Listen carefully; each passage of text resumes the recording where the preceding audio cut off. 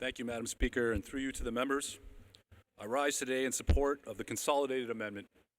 And thank you to the gentleman from Quincy, the Speaker of the House, for the trust you have placed in me as the House Chair of the Joint Committee on Housing and your demonstrated commitment to housing in our Commonwealth. And thank you to the gentleman from the North End, the Chairman of Ways and Means, and his dedicated staff for their excellent work on this budget. The FY22 budget includes historic investments in housing, which we know is a critical component to our post-pandemic economic recovery. Over the past 15 months, the lives of Massachusetts residents have been centered around our ability to successfully function out of our homes. We have all had to adjust to working from home, learning from home, and trying to maintain some semblance of normalcy while living our day-to-day lives in isolation. The investments we are making today through this consolidated amendment and the budget as a whole will result in thousands of Massachusetts families being able to find and keep their housing. This past year has demonstrated how critical our support for housing programs are to our overall personal and economic stability.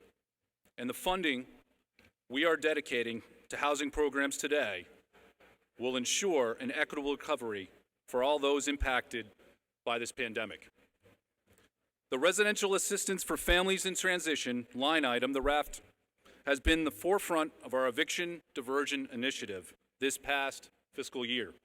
The critical investment we have made to this program has helped thousands of families across the Commonwealth to catch up on missed rental payments, pay utility bills, and cover other housing-related costs, which has allowed them to stay in their home throughout the shutdown.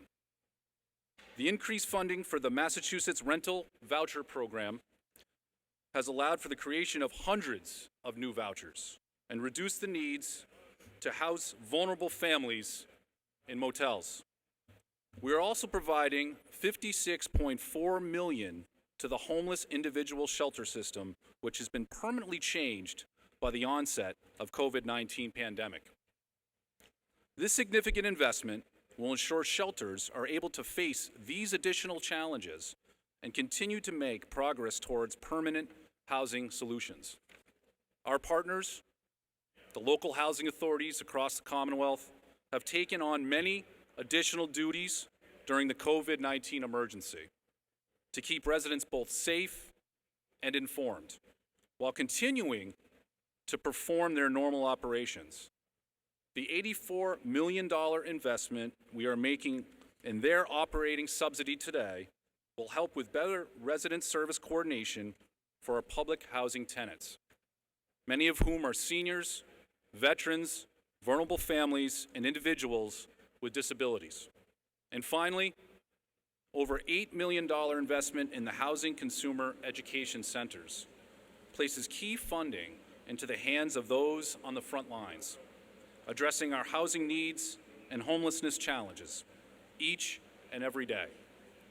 The incredible staff of these agencies not only help residents with their rental assistance applications, but also to navigate local housing programs, assist with housing searches, and connect them with legal services. They have helped record numbers of families and individuals in crisis in connecting them to the support and resources they need and deserve. Hopefully, as the pandemic comes to an end, we will continue to remember how central and important housing has been to our lives over this past year.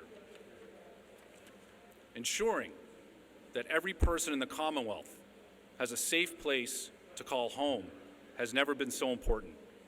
Our FY22 budget makes it clear that housing is a top priority for the Massachusetts House of Representatives. I am proud of the work that we have done here today, and I thank the membership of this body in advance for your support of this important amendment.